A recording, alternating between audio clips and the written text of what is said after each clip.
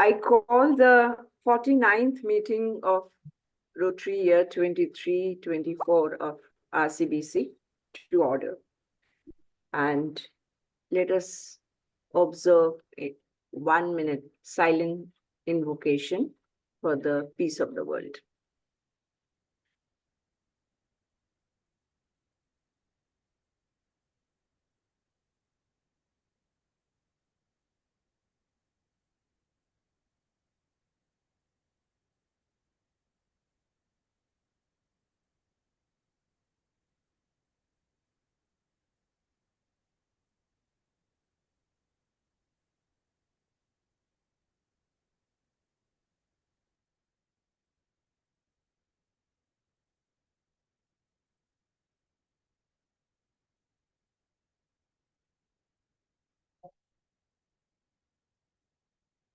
Thank you. May I request Club Secretary Suman to make her announcements, please? Over to you, Suman. Yeah, thanks, Gargi. Good evening, everyone. This week, regarding the birthdays and wedding anniversaries, we have one birthday. This is tomorrow, and Sadashiv Shetty will actually be celebrating his birthday. Sadashiv is not here. We wish you, Sadashiv, all the very best for this year. We also have one wedding anniversary in this week. This is the wonderful couple Rekha and Shivdev. They will be celebrating their wedding anniversary on Saturday. And now you know why Narayan, Susan and Gargi, Sushila, that he is not available on this weekend. So wish the wonderful couple a wonderful year. No, but he has promised. Still, he will be working for us. Okay. Next Thursday, we have the general body meeting. And this is going to be the final general body meeting for this Rotary year, where the directors will be presenting the work that has been executed in this year. I'm going to request all of you to kindly participate in the GP. That's it from my side. Back to you, God. Thank you, Suman. Now, may I request Shushila to introduce our this evening's speaker, Mr. Chetan. And definitely it's going to be a very interesting talk. All of us are waiting for. Over to you, Shushila. Thank you. Chetan, I met when I had gone to Hampi, I think about 2.5 years ago. And Chinmay had introduced me to him as somebody who would be able to give me a very good perspective on Hampi, quite different from what a typical guide would talk about. And indeed, that's exactly what happened. We talked about, he told us about how he saw Hampi as a whole place, as an integral place with people and everything that went into it. It was not just a set of monuments, but a whole living being, if you like. And I still remember, Chetan, the discussion we had with your wife, talking about the beauty of the evening beside the river. And I thought, the passion that both of them have for Hampi is absolutely amazing. So when we thought about who we could invite to talk to us, we really, this is one talk we've been wanting to have for a very, very long time. Both Chinmay and I have believed that, this is going to be a very interesting one for all of us.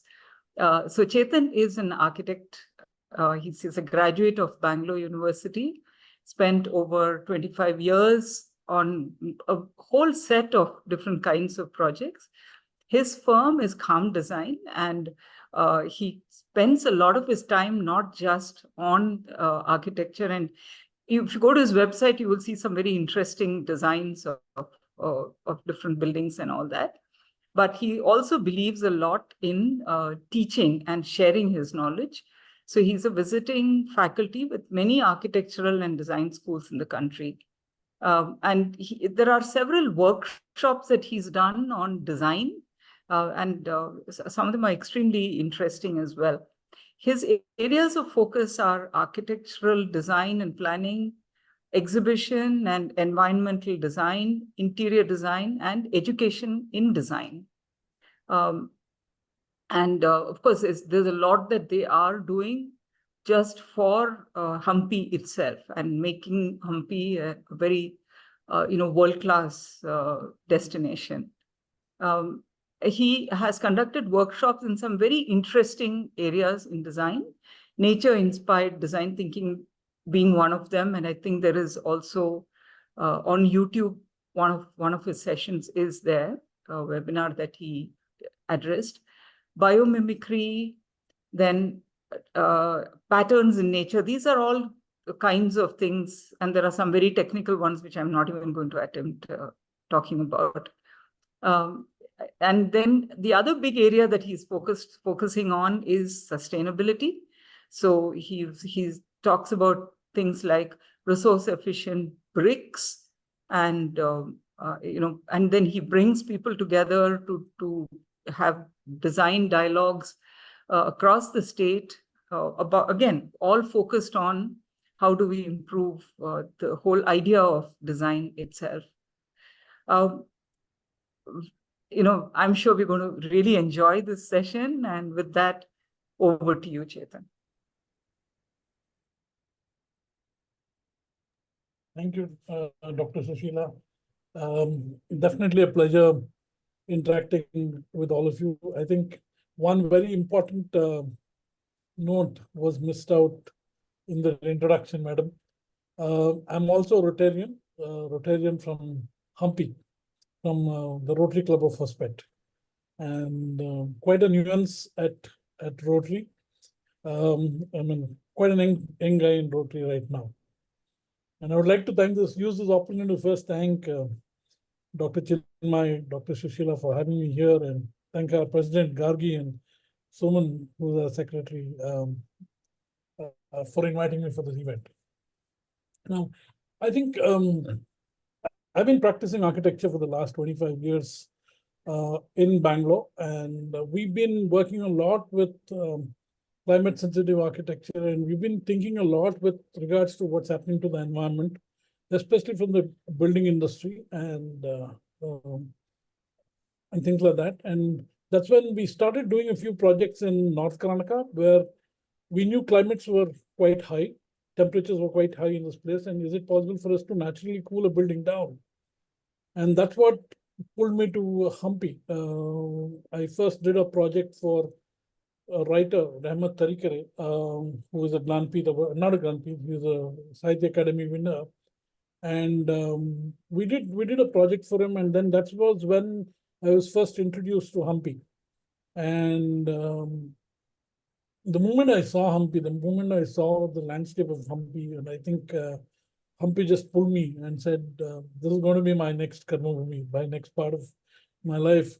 After my practice, I would like to shift here and do something interesting. And we started doing a lot more projects in North Karnataka because I think the challenges of climate sensitive architecture was quite strong, rather than Bangalore, which was more driven by style rather than something sustainable. And we did quite a few projects in North Karnataka, especially up till Gulbarga. And we're presently also doing quite a few projects in this belt, all based on climate sensitive architecture. And that's when we, at one point of time, we said, since I'm also into education, we strongly thought that the need for a good center for design dialogue was important. And Hampi just pulled me, not purely because of the ruins, but purely because of the landscape, purely because the rocks which were here were one of the first cooled down rocks of the planet. And it had a history of over 3.8 billion years. And the moment you start looking at how it has weathered down in the last few billion years, you see some magic happening. And this landscape is what really pulled me. And I mean, whatever is on my backdrop as a screensaver is also part of Hampi, which is basically known as the Hampi Falls, which is unknown to the general public. Beautiful carvings of the rocks because of water, because of Tungabhadra and what happens there.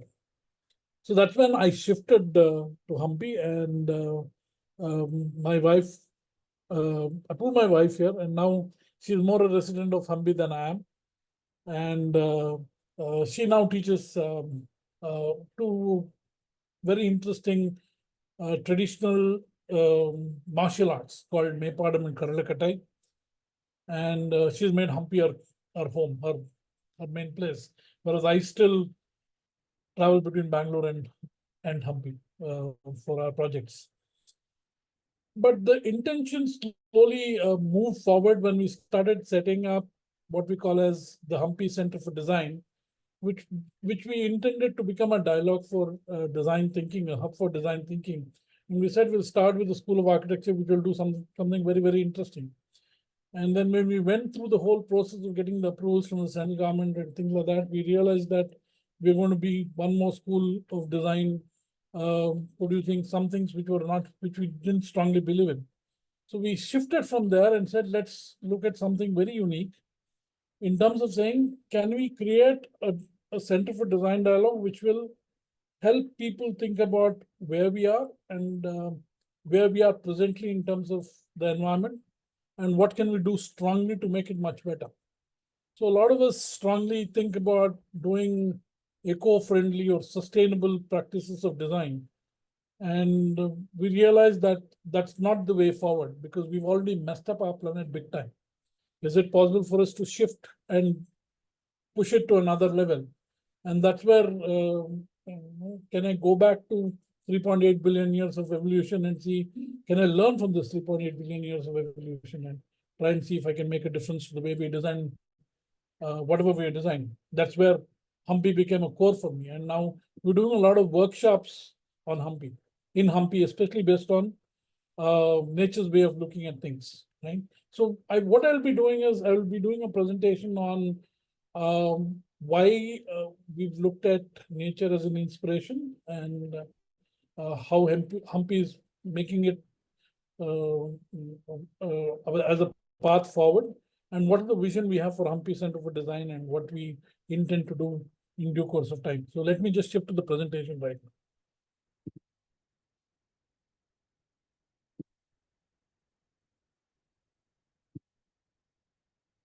Is the presentation seen? Can I have a thumbs up, please? Yes, Chetan, we are able to see it. Right. So I think I'll just remove, is my video also seen here? Just a moment. Yeah, we can see you. Right. Okay. Now I just wanted to remove my own image there. So Hampi Centre of Design was looked at as a space from where we could see the need for a better future and create a center for design dialogue. So we are ideating on a lot of things happening at Hampi, because as designers, I think we have created a world which is moving towards a much more linear way of working rather than the circular way of working. And we thought this is a nice place for us to really iterate and see what's the path for a better future. And what can you see here? Can I have some expressions? What do you see in this image? Can I have somebody tell me what do you see in this image? The sea Loads bed of with some color. corals. Colors. We see coral reefs, right? Corals and sea bed. Coral reefs, right? Yes. Coral reefs generally are basically limestone compositions. What do we see here? This is a factory which basically makes cement, right? Now, both the coral reef and this factory both use lime to produce whatever it is producing. Whereas the cement which is being produced is highly carbon negative, right? It consumes, or rather it emits a lot of carbon into the atmosphere, and creates a much more challenging time for us, especially in terms of climate change. The same job this coral reef does, wherein it takes carbon from the atmosphere and converts that into limestones which is basically a raw material for making cement. So there was this lovely company called Blue Planet who looked at how these coral reefs can look at limestones, create limestones, and started collecting carbon from carbon emitting industries and then making concrete cement out of it, which suddenly made cement from a carbon negative element to a carbon positive thing, which means that it started absorbing a lot of carbon from the environment to create something very green, right? So this is what we can learn from nature. This one company which made a world of a change from converting something which was highly negative for the environment to making that highly positive to the environment, just by looking at nature. So then we went into a query. A lot of such examples made us look at how nature does, because we realize nature never creates any kind of a waste. And is it possible for us to learn from here and then take it forward? So that went into a query in terms of saying, if Earth has evolved in the last 3.8 billion years, and you clock that 3.8 billion years into a 12-hour clock, when do you think human beings came on this planet? Can anyone just share? When do you think we came onto this planet, if I put it into a 12-hour clock?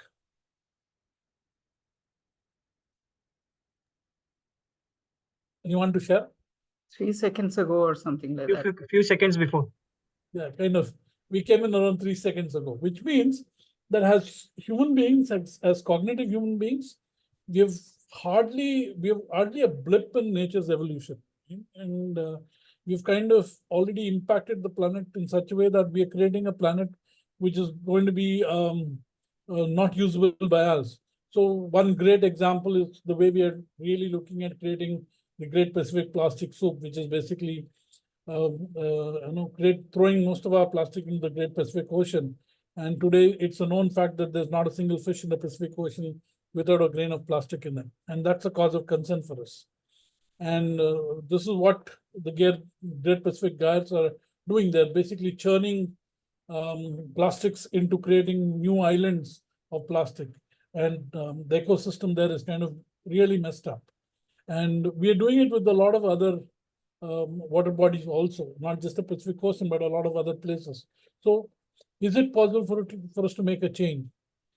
Can we start shifting from the way we even consume materials, right? So for example, this was done in 2013, if I remember, by an artist called Chris Jordan. This is around 426,000 cell phones, which was the number of cell phones being retired in the United States every day, way back in 2013. And it's definitely multiplied many number of times, because now even the third world countries are having cell phones in everybody's hand. This is another piece of art which was done by Chris Jordan, the same artist, again, I think 2011, if I'm right here, where he made this painting of Venus, which is almost 8 feet by 13 feet a dimension, where each of this is basically plastics. Each of this is a plastic bag. And this is equal to around 240,000 plastic bags were made to make this piece of art. And that's equal to the number of plastic bags consumed around the world every 10 seconds in 2011. So is it possible for us to multiply it and see where we are right now? And we strongly think that the people behind this, the people who are making an impact here, are the designers. There was a great saying which came to my mind, which was that waste is a design flaw. And since we have not designed things in a way that the planet is moving positively into the future, we are creating a system which is kind of very negative. And we are creating a system which is basically called a cradle to grave, where we take most of our raw materials from the planet, consume it, process it, design it, manufacture it, distribute, use it, and some of them repair and dispose, but most of them end up into a landfill or a waterfill or put it into space, right? That's the kind of linear way of consumption is what we are trying to do. And through Hampi Centre of Design, this inquiry went in, and we were also looking at certain other statistics, which meant that we started looking at the overshoot day statistics, where it talked about how we are consuming resources of the planet in such a way that last year on August 2nd, 2023, we had finished consumption of that particular year's resources by August 2nd. And whatever we were consuming after August 2nd was actually belonging to the future generations. Is it possible for us to reverse it? These are certain queries which came in, and I think that's where HCD became more active in terms of really looking at design from a much different perspective. So we went into inquiry and said, who better masters than to start looking at how nature does it? And nature never does a linear way of looking at things. And we said, can we look at nature and how we can learn from nature? And we went back to examples of how nature has really looked at design. So biggest example was the nose of the Shanghai, the bullet train. The earlier bullet train was a flatter snub, which whenever it went into a tunnel of air, and because of the density of air there, it used to create something called a sonic boom and reduce the speed of the train. And they re-looked at the shape of a kingfisher's beak, which does not create any ripple when it dives into the water. And they converted that into the nose of a bullet train, and that kind of really reduced the drag and almost negated the sonic boom from most of the tunnels in Japan. Many such examples. We've changed the way we looked at electronics. These were some examples which kind of triggered us into kind of thinking how HCD should move forward, Hampi Centre of Design should move forward in terms of saying, can I look at design from a much different perspective? Can I look at it from a perspective which is way futuristic, right? And we looked at this example of how electronics got changed because of the way nature looked at color. Rather than pigmentation of colors, they started looking at what is known as structured color, which basically refracted different colors onto the viewer. And they changed the way we look at televisions, the way we look at laptops, the way we look at computers and things like that, or even our phones. So now we're getting thick, thin display systems because of the way we've learned from butterflies or peacocks or beetles and things like that. Many such examples. I will not go deeper into this. Chocolate technologies. This also helped us relook at some of our architectural projects. This is a school which we are doing and which we were doing in Bangalore called Arenco Academy. And we looked at how a seashell works, and is it possible for me to really relook at a kindergarten in terms of how a seashell works. And we kind of triggered and created a geometry which was shell structured, which consumed almost 20% of concrete than what a regular structure would have done of the scale. And also metaphored, not just a seashell, even metaphored an egg in terms of how an egg cracks, and brought in that metaphor into a kindergarten, which is basically the first place a kid goes out after his home. So we looked at the womb as a concept and how an egg opens up and allows light to come into the place. And we use that as a concept into this architecture. And this, not just in terms of design, in terms of material consumption, in terms of volumes, it changed drastically. We could reduce our use of concrete to a great level. We could reduce the use of steel to a great level because of this. This was some of the images of that space as it was built later. The left one, which you see as a school, which we also designed, was where we inquired into if a tree does not transfer load on a 90-degree, why should my columns and beams do? And we changed the whole column for configuration for that building. And that kind of, again, reduced steel by almost 35 to 40% for a building which could be shifted 6 times. So it was a complete nut and bolt building which we had designed for that school because it was on a lease land. Some more examples from nature where we looked at A-frames and redesigned this.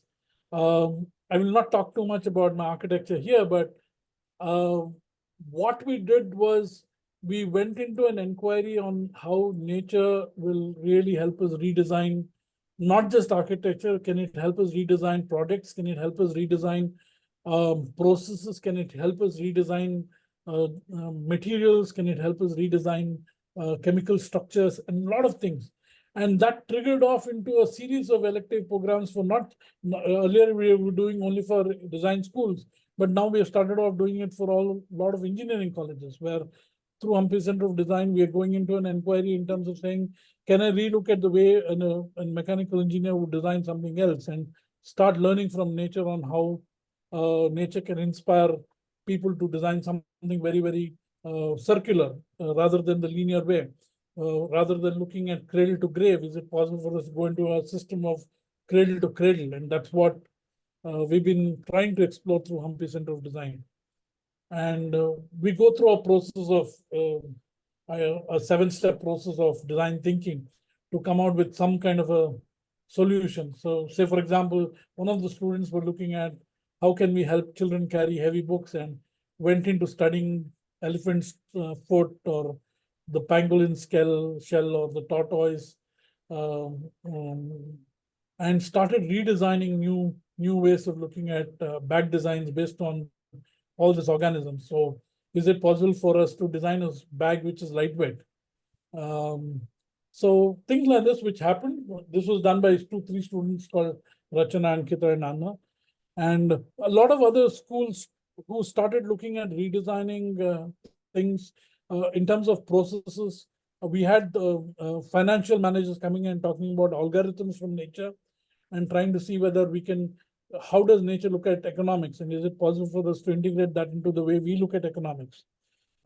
So we've had a variety of people coming and working with us on this, and that's what Hampi Centre of Design intended to be, or intends to be even in the future, where we're looking at redefining the way we look at design, not just from the perspective of aesthetics, but also in the perspective of becoming one with nature. So as a vision, we've kept Hampi Centre of Design is that it becomes a center that facilitates grassroots level design thinking and makes design education accessible to all, in order to create an empathetic, sensitive, and contentious design community for the betterment of the planet.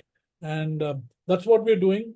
And I think some of the core values of what we're doing with Hampi Centre of Design is design education. We're doing a lot of workshops, even with conservation people, especially Pankaj Modi and other senior architects, with whom we are working on building white papers to document certain places in Hampi and surrounding areas, and certain crafts in and around Hampi which are kind of dying, which are very circular in nature. And is it possible for us to build a documentation center, publicize the whole thing, and take design outside to people? And this is the basic core values on which we're building Hampi Centre of Design, and that's the path we're looking for it in the coming years.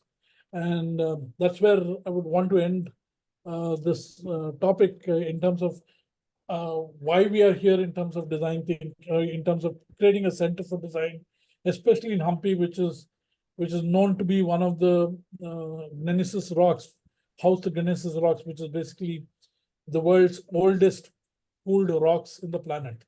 And I'm sure we'll find a lot of answers for the much better future of our planet at Hampi. That's a brief of what we visualized for Hampi, and the path we've looked at in terms of relooking at design, especially for creating a much better future for all of us.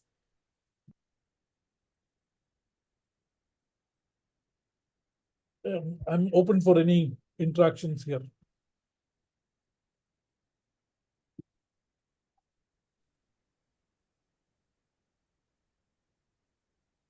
So it's architect Chetan. Yes, sir. Very nice to hear that somebody is thinking on biomimicry and the inspiration from nature. This is something which is close to my heart, and we are doing things basically getting into the education for a child to learn how you can learn from nature, and it's a very nice thing. What I wanted to ask you is, can you give some more examples from Hampi as a place and the landscape, and how it is helping you to design your design thinking program? Right.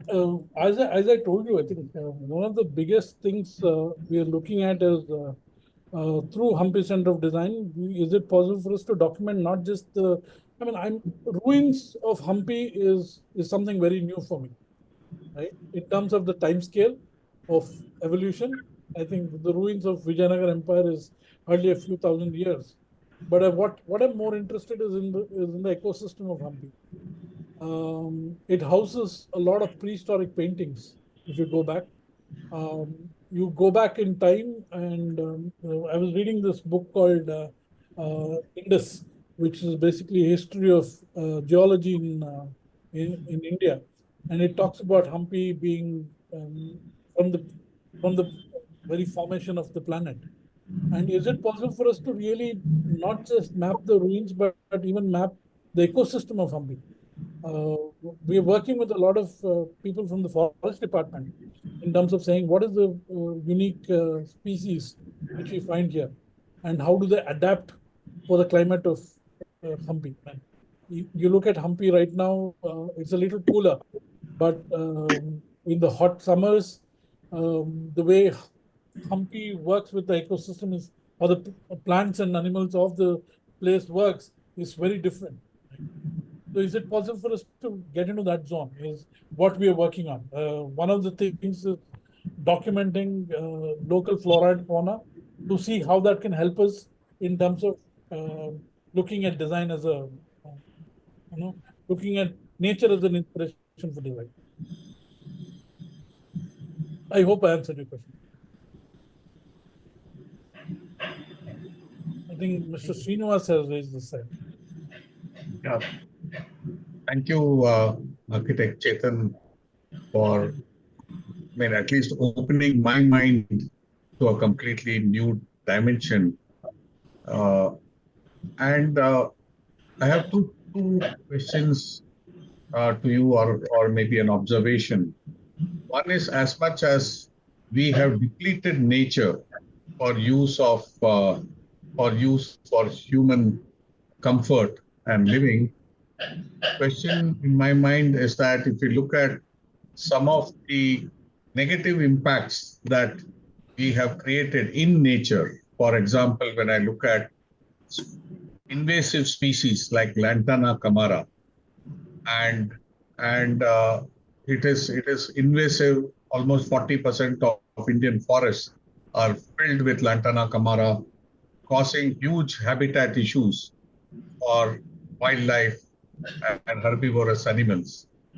The question for me is that how can architecture and design help in using the substance and the material, which is Lantana camara, for sustainable living? I mean, though companies or organizations like A-Tree and a few others have done some experimentation, and they have done the proof of concept, but the scale that is required for it to be used, and the scale that we generate and what can be used, is at a completely different level.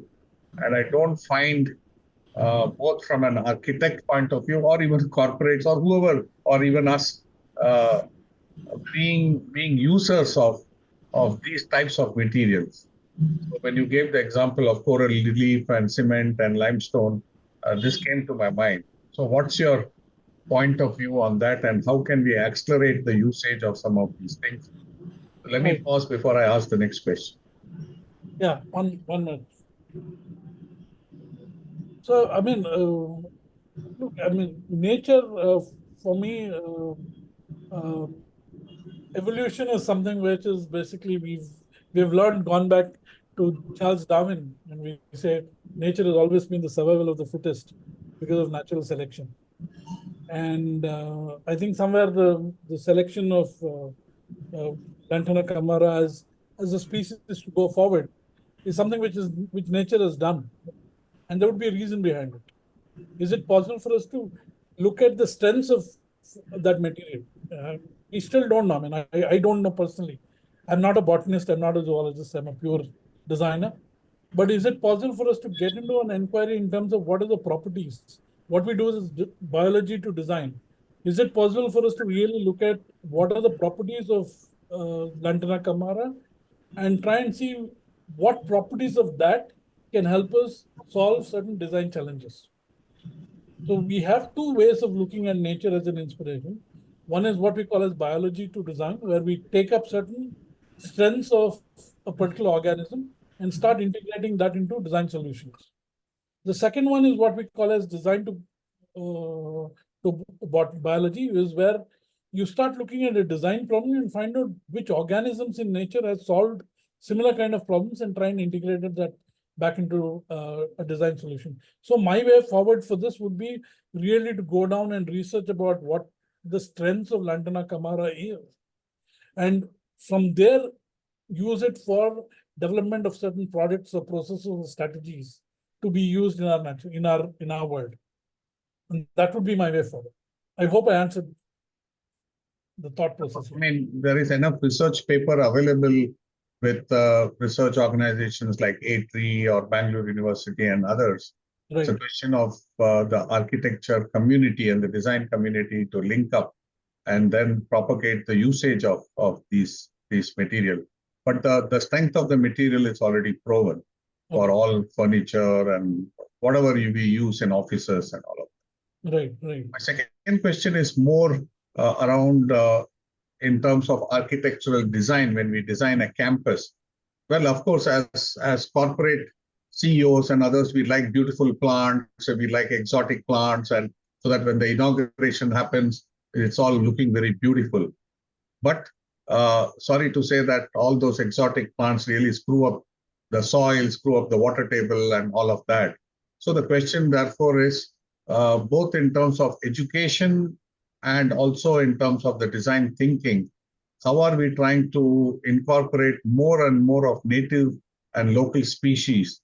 There are enough and more beautiful native species itself that can be used so that there is an integration between nature and design.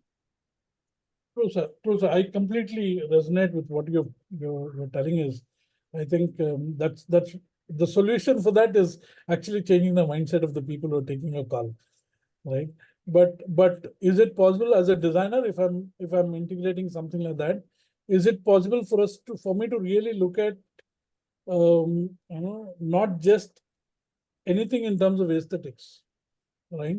For me, design is the aesthetics is part of the function of what we are trying to achieve. It need not be the core value, right? It need not be the core purpose. But is it possible for me to really look at a holistic way of how do I integrate every element of design to make I would say, very cyclical system of living, right? So, for example, is it possible for me to really not just look at plants as an ornamental element, but as part of the ecosystem of not just nature, but also buildings and nature? So a lot of architects are doing things like this, wherein they're integrating nature along with landscaping along with architecture to try and build on that ecosystem, that place. In fact, we've been working with the forest department in terms of training most of the forest officers because one of the jobs of the forest officer is not just to safeguard the forest, but also to promote tourism inside that forest. So we are talking to them about how architecture and the local landscape can integrate. Say for example, in certain areas, we even talking about bamboo as a very important material of construction, and we've said no to any kind of civil constructions in certain forests in Madhya Pradesh, where we get a lot of bamboo there. So, and integrate that into the build form. Right? I think the answer to is initially to change the mindset of the people who are taking a call there. Thank you. Would love to get in touch with you. Pleasure is mine, Mr. Srinivas. Pleasure is mine. Yes, Narayan sir. Thanks. Yeah. So, Dr. Chetan, I had a question. See, I mean, obviously, you are, at Hampi. It's one of the big tourist attractions. Now, one of the things my question was related is to tourism as such, right? Because if we see experience in India, whether we are touring one of the sites like Hampi or beaches or mountains or religious site, a tourist experience, and this I'm trying to link back to the the design thinking principle. The tourist experience one gets in India, any of the places, is very poor. If I'm not even comparing it to Europe or US, but even some of our South Asian countries where entire end-to-end experience is so good and seamless. So is that something like with your experience and with Hampi, can become a template of how that entire experience is enhanced? Secondly, most of the places you go, obviously, linking back into the reusability, etc., you see people trashing every place, right? Any place you go, I'm sure you'll find bottles strewn, everything, garbage just left like that and all, right? So is this something that, you can use Hampi as a kind of template and your kind of, Hampi Center of Design as an experience to really create, okay, this is how a seamless, tourist experience should be? Because I feel, we have so much wealth of, places to visit. We really lose out on a lot of, kind of revenue for the nation because, it just, I mean, I myself being in India, I don't want to go to many places because it's just too painful. So the question was, is that, something you're not thinking about, or is that something you can do? And setting the template for Hampi, which then can be, replicated through the nation. Right. So, no, very frankly, in fact, as part of our vision statement, as part of the core values which I presented earlier, design experience is something we are really concentrating on. And putting up an experience center for Hampi is definitely on the cards for us. One, not just because the government, the political system has a different viewpoint in the way they want to project Hampi. Not in line with what we are thinking of, very frankly, because they want to replicate a lot of ruins as the new infrastructure for that place, which kind of defeats the whole purpose of. It's like building Vikas Soudha next to Vidhan Soudha, right? And Vidhan Soudha loses its importance because of Vikas Soudha standing next to it. And now we're going to have, every district office is being a replicate of Vidhan Soudha. So that's the wrong way of respecting past, according to me. But we've been working with a lot of students, mentoring them, especially on thesis projects where they're looking at building experiences centers for Hampi. So we are ideating with a multitude of students on what's the path for having the right kind of experience center in Hampi. In fact, some of them are even working on metaverse as a digital media of experiencing Hampi, which definitely is going to be the future. We can't go away from that, where people just put on something and experience or look at what Hampi should be seen from what perspective. In fact, we are from Hampi Center of Design. There's one activity which we're working is about creating games on certain circuits. Say, for example, we have the geological circuit, which talks about rocks from the past. We have the water circuits, which basically starts with Tungabhadra Dam, goes back to the Raya Canal and irrigation from the past. We go to Sanganakalu, which is the Stone Age period. We're designing games from each of these experiences to become some kind of an experience for a tourist. And we don't have a memorabilia of Hampi. So is it possible for us to build a memorabilia of Hampi? I think there are people like Sama Power, who's working with banana fiber and doing some very interesting works, which is becoming an identity of Kishkinda and things like that, right? We are having games and even certain experiences on the Ramayana trails. And if you look at in Ramayana, one of the Kandas, which is basically the Kishkinda Kanda, talks almost about 64 stanzas on this area, and a very main element of Ramayana is there. So is it possible for us to go back in that trail and start building a whole narrative, either through an experience center or through a game? There are a lot of such things which is happening at Hampi Centre of Design because of this. And right now, because of the UNESCO taking it over as a World Heritage Site, there's been some great things which has happened. Places which were occupied for the last 200 years, where people had occupied the ruins and made their homes for the last 200 years, have been vacated. The reserve forest is emptied out from all the shacks. But I think the way forward is they're working on the building on the master plan, how to make it a tourist destination space. And there are people with whom I'm working on where they're talking about light and light shows depicting the whole narration of Hampi from the Ramayana times to the Vijayanagara times. So there is a lot of things happening right now. But yeah, if it goes, because it's onto the World Heritage Site, the process is too long. In fact, with the present descendant of the Vijayanagara Empire, his name is also Krishna Devaraya, with whom we are also working on creating. He has a old ruined palace. So we are trying to see whether that can become part of the experience center for building something. That's also Great, thanks. I think, I think something like that, right? It can then become template for all other places. True. Very true. Narayan, how about an overnight picnic to Hampi? I think probably you need more than an overnight. Definitely. Sushila madam, I don't think you will ever say one night for something. No, I won't. I won't. I would definitely ask my Rotary friends from my club and see if some collaborations can happen.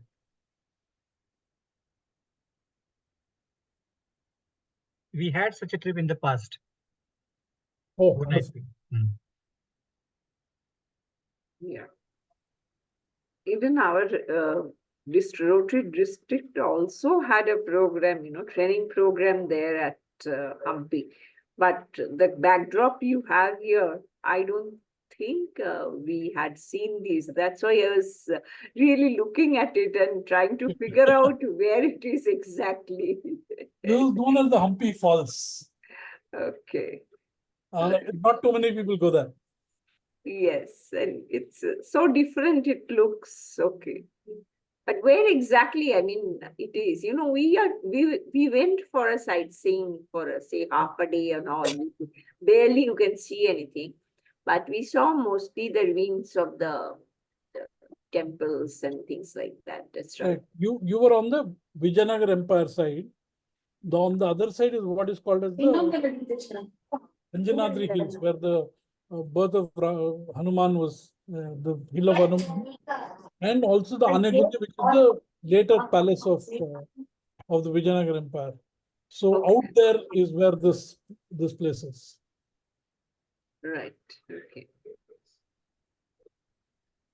Anyone else got a question for him? I think Chetan. probably Yes. we have got many of us have got many questions, but for that we have to have another session with him to get to know, only a Q&A session. Know that. Chinmay wants to ask. Yep. Yeah, Yes, Chinmay, sir. you want to ask something? Yeah, actually, Chetan. Yes, sir. Nah, this is not more a comment. Of course, Chetan has been my friend for 10 years now, and I've watched his work very closely. So one of the things that perhaps, and it's more like a comment than a question, is Hampi is a classic place for a sandbox kind of idea, right? Mhm. And I think like if there's a possibility of jointly trying to fund a design sandbox based out of Hampi, I think it'll do two things. Number one is a lot of the innovation that the sandbox can actually come up with can be used in Hampi, piloted in Hampi. You have a plethora of audiences coming into Hampi, like people from all over the world descend down to this place, and so it's a great testing place. It's a great sandbox, number one.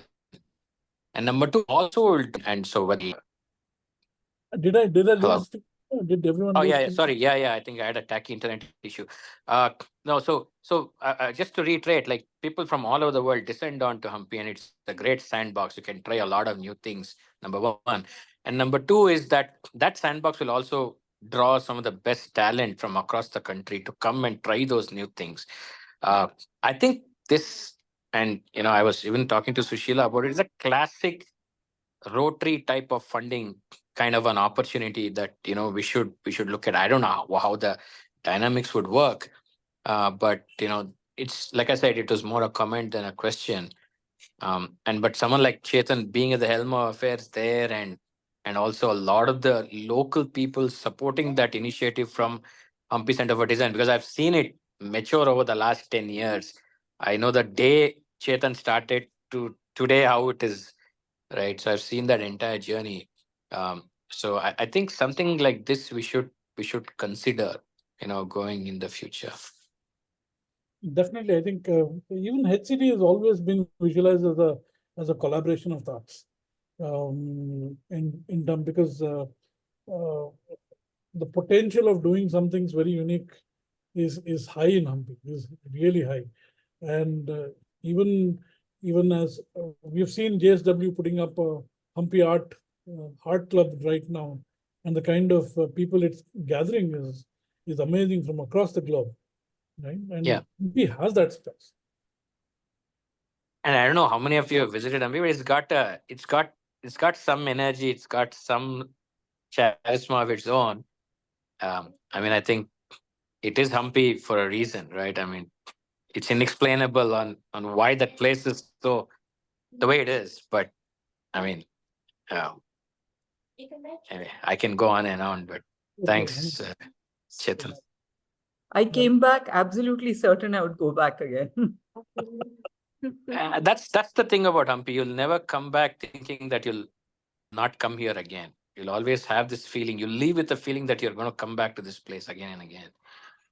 And an interesting anecdote is that Sushila was traveling in Hampi, and I put Chetan in touch with Sushila, and I think they have now become better friends, and they're more in touch than I am with Chetan, I think now. But anyway, for good reason. Just a quick observation for people who have been to UK and visited places like Stonehenge. Yeah, exactly. For having 3 stones there and what they have created out of that, both in terms of design and history and environment. I mean, places like Hampi have got multiple more history and design and architecture and all of that. And definitely there is an opportunity to showcase many of those. Yeah, I mean, we do this weekend travel with family, exploring places we have not seen before. So I happened to go into this place called Itagi, which is around 30-35 kilometers from Hospet. And what a piece of architecture! What a piece of temple architecture! It was one of the initial Hoysala temples being built before Halebid and Bello. And you'll see the lathe finishes of Halebid out there in Itagi, in hard stone, not even soapstone. And what beautiful sculptures there. Also, I think people who haven't traveled in northern Karnataka will realize that Hampi was the epicenter of all of this, but there are a lot of satellite towns to Hampi which have some marvelous pieces of architecture. As far as I think Jamkandi and all that, right, Chetan? True. So you look at a good 130, 140, almost 200 kilometers out of Hampi, but you see the exact same architecture there. It's unbelievable the kind of reach that place had. So I think what many people do is see Hampi only from the perspective of Hampi as a little town, what we call Kamalapura. But I think there's a lot of it around it, actually. And if you keep following that path, I mean, it could take somebody down, like a couple of months to actually see everything. Anyway. True. I mean, again, one more place which just came to my mind is I documented a place called Venkatappa Stepwell.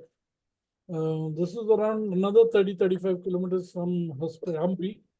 And this was a step well in the middle of an APMC yard.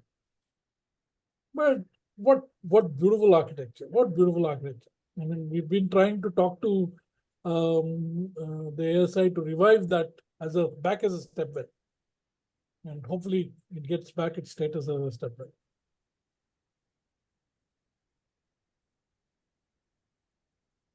Right. Interesting. So I hope no one else is going to ask anything because it's such a vast subject. Okay. So we need to go back again and we need to call him also to do that. Well, so I'll request Santosh Venkatappa now to give a vote of thanks, please. Good evening. I hope I'm audible. You are audible, but you are not visible. Oh, yes, you are visible now. I'm visible. Yeah. Anyway, thanks, folks, for all of you who attended.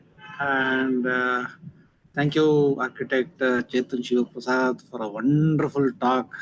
Some of the designs that you displayed now were really awesome. I just have to say wow for them. And it is really phenomenal. And me being a beekeeper, one of the things that also, set me thinking was this honeycomb design that we have in the bees, combs in the bees, where it's just so strong. So as you rightly said, we have a lot of things to pick up from nature and work on to bring about a better place for all of us to live in.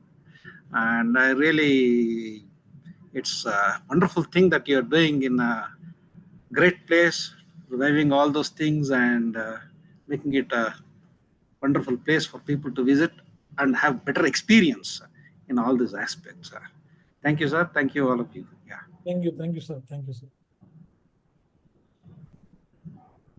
Bye, Chetan. Thanks for your time. Thank you so everyone. much. Thank you for I hosting. adjourn the meeting. Thank you. Thank you. Thanks.